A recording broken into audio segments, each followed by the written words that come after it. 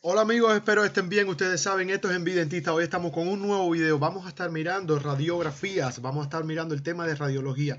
No es un video para enseñarle los tipos de radiografía, cuáles son las clasificaciones, las ventajas, las desventajas y los usos. No, es un video en lo cual vamos a ver detalles anatómicos importantes, estructuras que comúnmente se confunden con procesos patológicos, estructuras que no conocemos, que no estamos adaptadas a ver, que siempre nos están preguntando, que siempre nos salen en los exámenes o que nos sirven para poder identificar procesos patológicos, otras que nos sirven para hacer diagnósticos diferenciales de procesos patológicos y poder dar respuesta a muchos casos clínicos que muchas veces nos encontramos y no sabemos cómo proceder. Vamos a ver cosas curiosas también de la radiografía, sintomatologías que cómo se reflejan algunas sintomatologías luego de ciertos procederes dentales y todas estas cosas vamos a estarla analizando en el video. Les digo que de antemano que es un video bien interesante, es un video con mucha información importante y espero les sirva porque todo este contenido lo he obtenido de lugares que están muy actualizados y tiene información que constantemente está siendo sometida a exámenes. Sin más, vamos a continuar, vamos a ver que de forma general la radiografía es una técnica de diagnóstico que se utiliza de forma que es un procedimiento digital que comúnmente se utiliza en rayos X o rayos gamma, pero en las radiografías bucales siempre utilizamos rayos X porque sabemos la incidencia sobre el cuerpo humano es menos perjudicial que los rayos gamma. Eh, Radiografías dentales existen las interproximales, las periapicales, las palatales o oclusales y también existen las radiografías panorámicas, las cuales se utilizan como captura de los maxilares, tanto mandíbula como maxilar, para poder tener una relación mayor, para poder tener eh, una mayor información e integración, sobre todo del lado derecho y del lado izquierdo. Nosotros sabemos que las radiografías eh, emiten tres tipos de señales. Cuando nosotros estamos mirando una radiografía, nosotros podemos ver tres tipos de señales, podemos ver tres tipos de imágenes que están dadas por las características que emiten estos rayos X sobre nuestros tejidos. De forma básica y por principio de la radiografía, nosotros sabemos que cuando los rayos X atraviesan sustancias, atraviesan estructuras, dejan una imagen. Esa imagen depende de la densidad de la sustancia o de la densidad de la estructura. En el caso de una radiotransparencia es cuando los rayos X no atraviesan nada, pasan por un vacío o atraviesan cavidades que no tienen ni tan siquiera tejidos blandos y entonces da una imagen bien oscura, una imagen bien negra, sin una sombra, sin ningún aspecto a tener en cuenta. Eso es la radiotransparencia y muchas veces existe. Existe otra imagen que refleja, que es la imagen radiolúcida, que son esas imágenes que nosotros observamos cuando, por ejemplo, vemos que hay poca densidad ósea en algunas regiones, la pulpa, la zona pulpar del diente, el tejido del diente. Vemos aquí zonas de reabsorción, pequeñas zonas de reabsorción ósea. Vemos aquí una lesión periapical. Vean aquí la densidad ósea como es menor, como aparece esa imagen radiolúcida, que es una imagen negra, pero con tendencia a tener una pequeña sombra blanca. Eso es una imagen radiolúcida y que puede ser más intensa o menos intensa en dependencia de las características del tejido. Siempre la diferencia entre ser más radiopaco, menos radiolúcido, más o menos en alguno de estos conceptos es en dependencia de la densidad del tejido. Eso es muy importante. Y también está el término radiopaco, la imagen radiopaca, que es cuando los tejidos que están siendo atravesados por por rayos X no tienen una alta densidad, disculpen, estos rayos no pueden atravesar y dejan bien reflejada una imagen. Vean cómo las restauraciones dejan una total imagen radiopaca, no pasan, sobre todo cuando son metales. Vean aquí los tratamientos de conducto, los tratamientos de conducto, los tratamientos de canal, cómo dejan una imagen radiopaca. Pero si ustedes se fijan, el color y la intensidad de un tratamiento de conducto es mucho menos claro, es mucho menos radiopaco que una imagen de una restauración. ¿Por qué? Porque las características de una restauración, cuando son de metales, de amalgama o son de oro, entonces sí controlan y evitan el paso completamente de los rayos X y da una imagen bien blanca. Vean aquí cuál es la diferencia. Correcto. Vamos a estar mirando algunas radiografías que me llamaron la atención y que me gustaron. Arriba a la izquierda tenemos una bien interesante que nos da aquí en la imagen de la esquina, la pequeña esquina, una zona triangular que se corresponde con el apófisis coronoide mandibular o con el proceso coronoide de la mandíbula, que es una pequeña estructura que tiene un aspecto piramidal o aspecto triangular, que la zona anterior, aquí no se ve, pero la zona anterior de la apófisis coronoide se corresponde con la zona anterior de la rama de la mandíbula, que luego continuará con el cuerpo. La zona posterior se va a continuar con una línea que continúa hacia lo que sería el cóndilo mandibular. La superficie interna se relaciona con el inicio de la apertura del canal mandibular y la superficie externa, que es la zona más blanda de la apófisis coronoide, permite la inserción del músculo temporal y el músculo macetero. Esa es una de las importancias de la apófisis coronoide. ¿Dónde la voy a ver? En una imagen en una periapical, en una imagen periapical de los molares superiores, yo puedo ver una zona triangular. Si yo veo una zona triangular o alguna zona ósea en la esquina, yo puedo decir que esa es la apófisis coronoide. Vean en la imagen de abajo como también me puede aparecer una pequeña zona aquí, pudiera corresponderse con esa apófisis. Aquí abajo, hablando de esta imagen, tenemos señalado con las flechas en negro el hueso malar o hueso cigomático.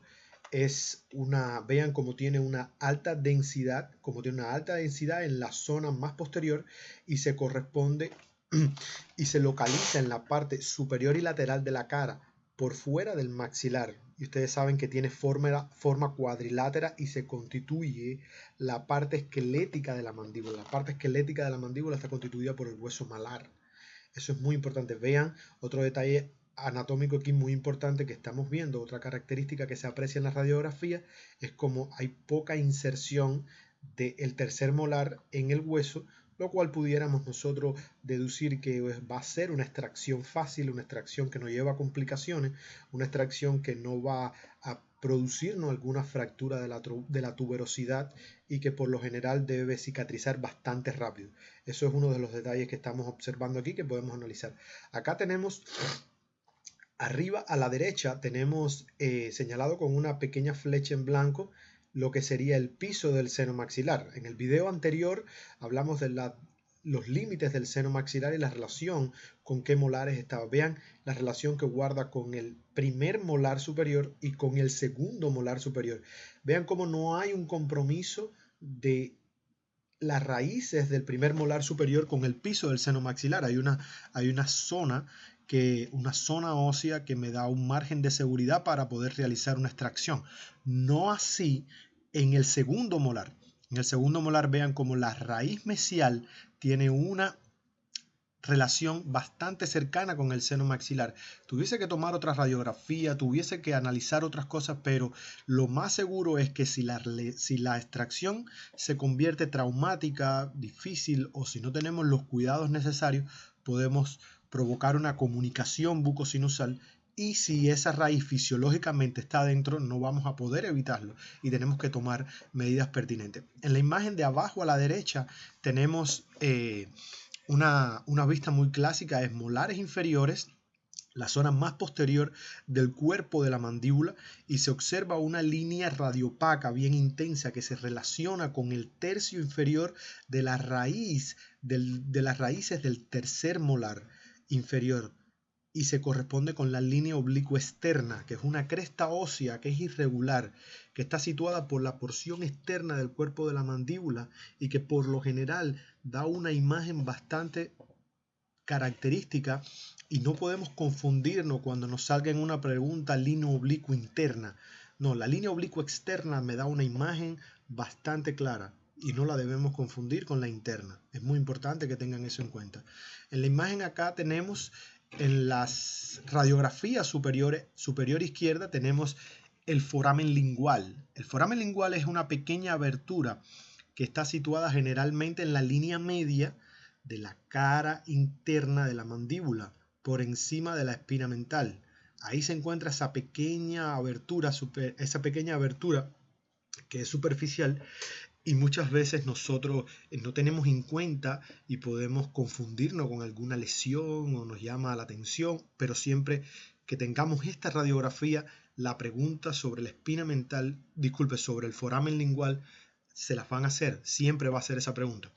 Acá vemos que puede haber una lesión a nivel apical de este diente, pudo haber sufrido alguna cirugía periapical donde hubo que hacer extracción o corte de ese ápice, no sabemos qué, pero bueno, se ve como un corte bastante limpio, bastante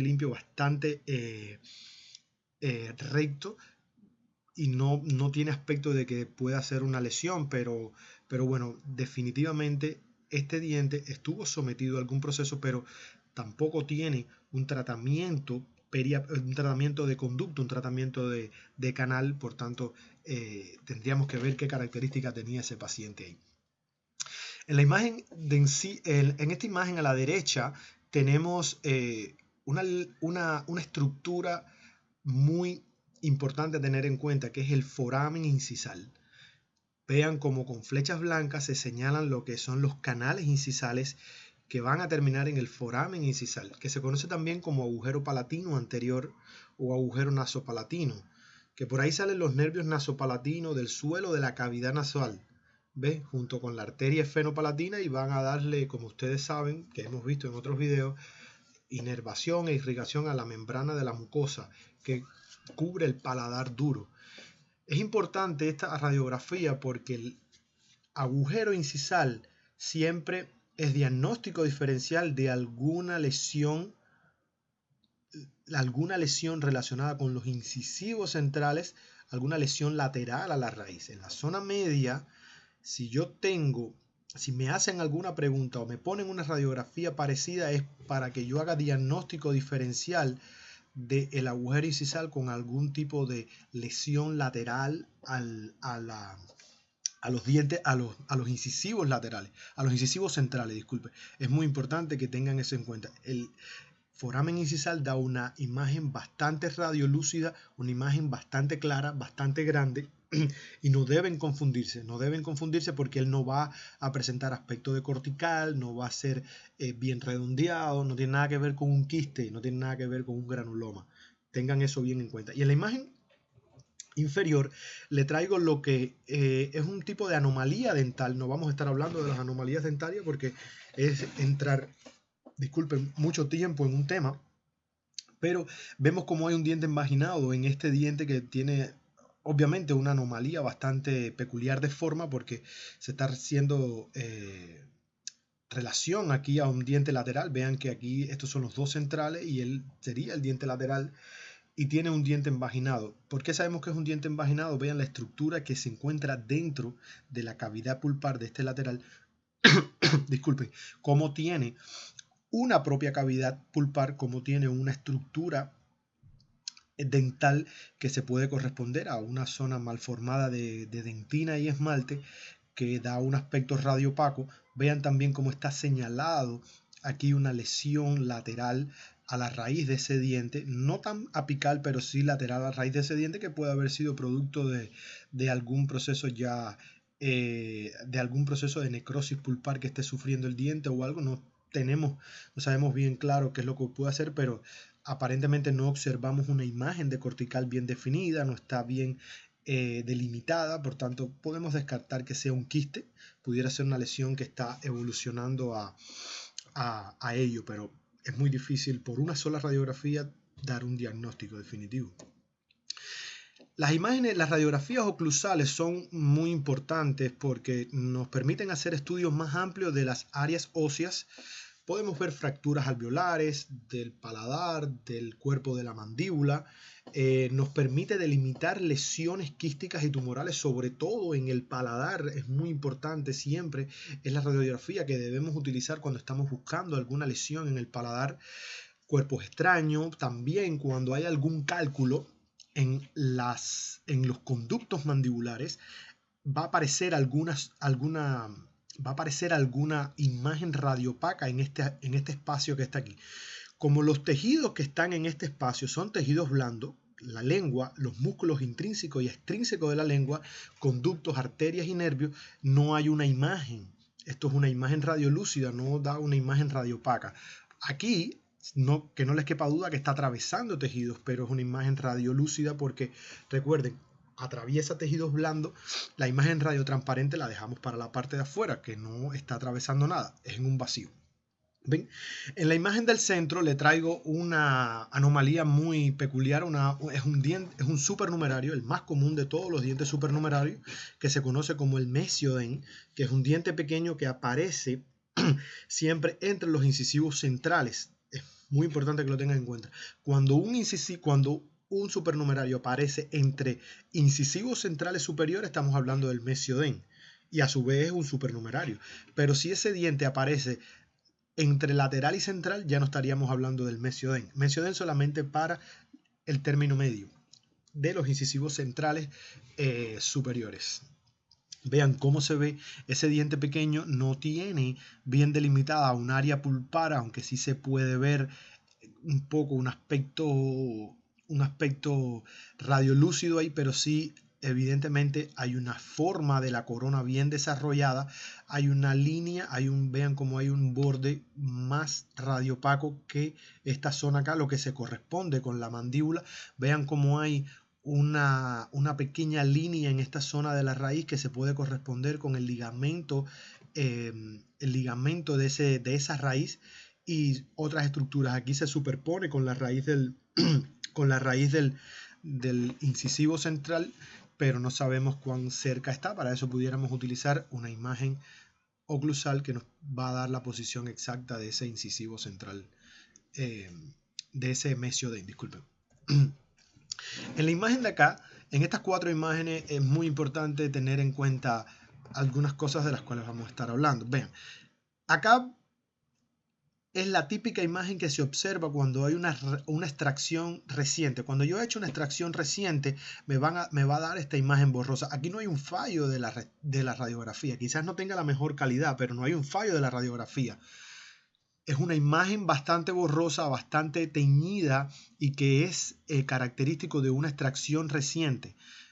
Cuando ya la recuperación del hueso se produzca, pasado un mes, 2 meses, esa imagen va a aparecer más definida, la cortical va a aparecer más definida, pero por lo general estamos aquí hablando de una extracción reciente. Acá abajo estamos en presencia de una restauración defectuosa. Vean este diente temporal que tenemos aquí, este diente primario, cómo hay un aumento del borde, cómo hay un aumento del contorno de la restauración, y esto es un desencadenamiento futuro a una lesión del periodonto de la encía. Puede provocarnos luego reabsorciones óseas, una gran fetidez en la zona, infección y por supuesto el desarrollo de una caries recurrente que va a surgir acá. Ven acá cómo este diente está a punto de brotar, cómo viene acá el diente permanente empujando y provocando la reabsorción de las raíces del temporal. Acá en la imagen superior derecha tenemos otro tipo de anomalía, como se observa ante los rayos X. Acá estamos hablando de la zona inferior y es un tercer molar y un segundo molar que se unieron por su superficie cementaria, y a eso se le da el nombre de concrescencia.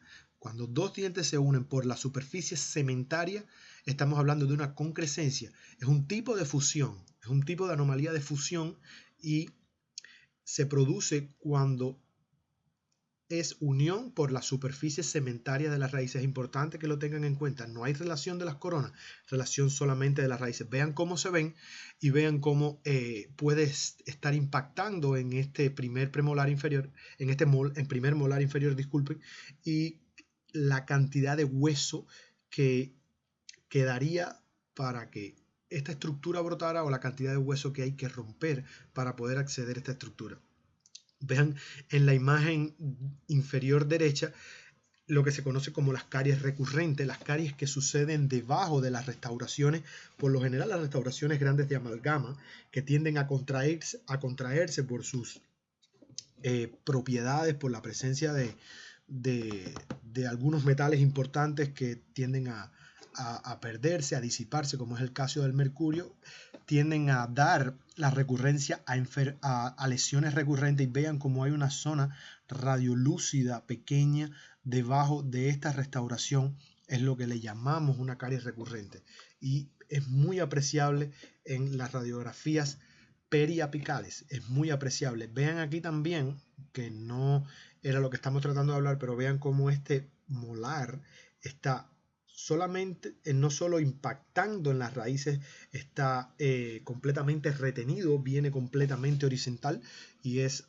una de los criterios a tomar radiografías periapicales, el diagnóstico de la posición de los terceros molares cuando se encuentran impactados. Es una radiografía muy importante para ver la posición exacta de estos terceros molares. Bien, en estas 4 imágenes, y ya estamos terminando, les prometo que el video no es tan largo. En estas 4 imágenes acá tenemos lesiones que son confundidas normalmente con detalles anatómicos importantes. Acá tenemos un granuloma, y sabemos que el granuloma es tejido conectivo que se forma, conjuntivo, disculpen, conjuntivo, no conectivo. Tejido conjuntivo que se forma, que es un tejido nuevo, que es como proceso como respuesta al proceso inflamatorio, y cuando es de forma crónica persistente, producto a una infección que no ha sido eliminada, vean cómo hay un tratamiento de conducto y vean la lesión clara de un granuloma. ¿Cuál es la diferencia entre la lesión del quiste que tenemos abajo? Es que la lesión del quiste es más redondeada, tiene un aspecto de cortical. Vean cómo el hueso está bien delimitado, hay una zona radiopaca en el borde de ese círculo. Esa zona no aparece aquí, aquí aparece difusa en alguna zona, aunque aquí ya se va tornando la identificación de esa cortical, pero aquí se ha perdido todavía.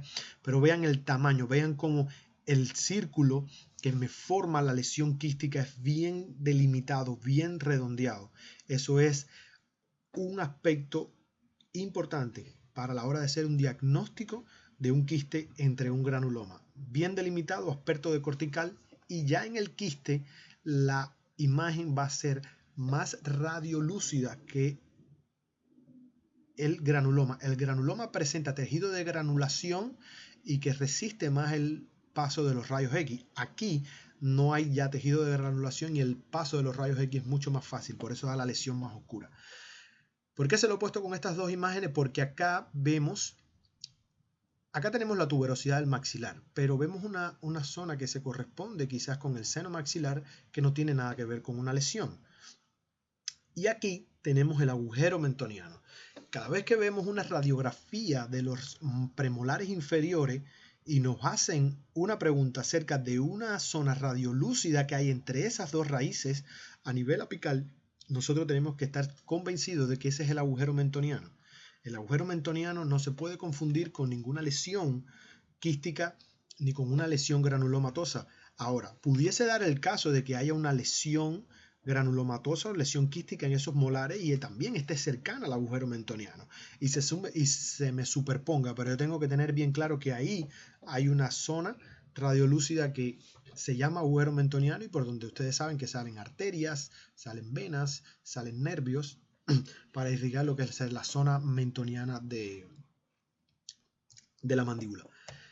Bien, ya casi para terminar, acá le traigo 2 imágenes muy importantes de las radiografías panorámicas, o también se llaman radiografía orto, o también en la ortopantografía, que captura los 2 maxilares, maxilar y mandíbula, todos los dientes en una sola toma. Es muy importante. ¿Por qué? ¿Por qué es importante esta radiografía? Porque me permite una mayor amplitud de los registros en una sola toma, en una sola película. Existe la posibilidad de comparar ambos lados, la simetría es mucho más cómodo para el paciente, solamente hay que ponerse en una máquina, la posición es bastante cómoda porque estamos parados, solamente tenemos que mirar al frente, no tenemos que llevarnos ningún aditamento a la boca. Se utiliza cuando hay tratamientos, por ejemplo, de urgencia, cuando hay accidentes, cuando hay fracturas grandes de la mandíbula o del maxilar, Cuando el paciente tiene características de limitaciones, impedimento físico, disminución de su capacidad psíquica, de su capacidad motora, cuando el paciente no coopera. Es muy importante esta radiografía. Nos ayuda a determinar la edad.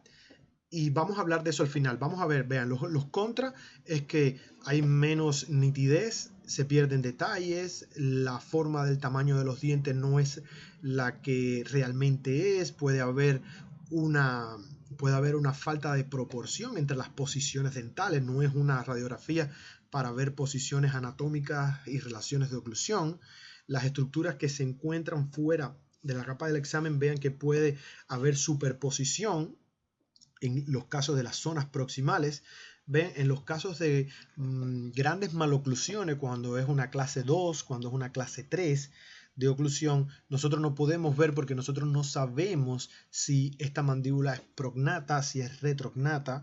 Vean también cómo hay características específicas de las radiografías panorámicas, que es una zona radiopaca en el medio, como una luz que siempre va a aparecer. Siempre que usted vea una panorámica va a haber una luz en la línea media que se corresponde con bueno, las características del equipo y del procedimiento.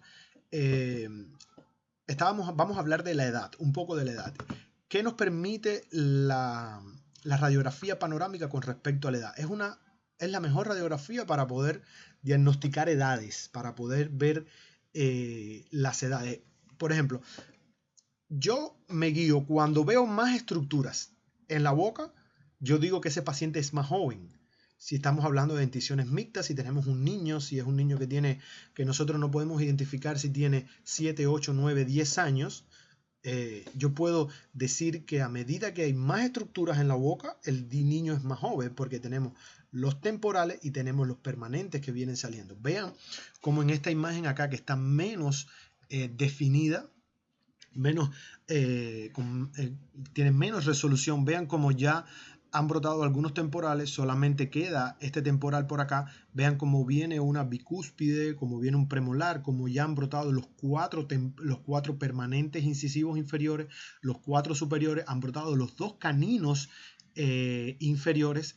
Vean cómo los caninos superiores vienen, por tanto, me da una idea de que el niño está en una edad sobre los 10 años, 9, 10 años. Vean cómo hay una lateralización de los laterales que a esa edad, de los laterales superiores, que a esa edad se le conoce como la edad del patito feo, porque los laterales están completamente lateralizados, pero es producto de la posición de la corona de los caninos. Luego, cuando ese canino descienda a los 11, 12 años, entonces ese lateral va a volver a tomar la forma y va a haber un alineamiento completo. Vea cómo se está formando acá los gérmenes de los otros molares que van a ir saliendo.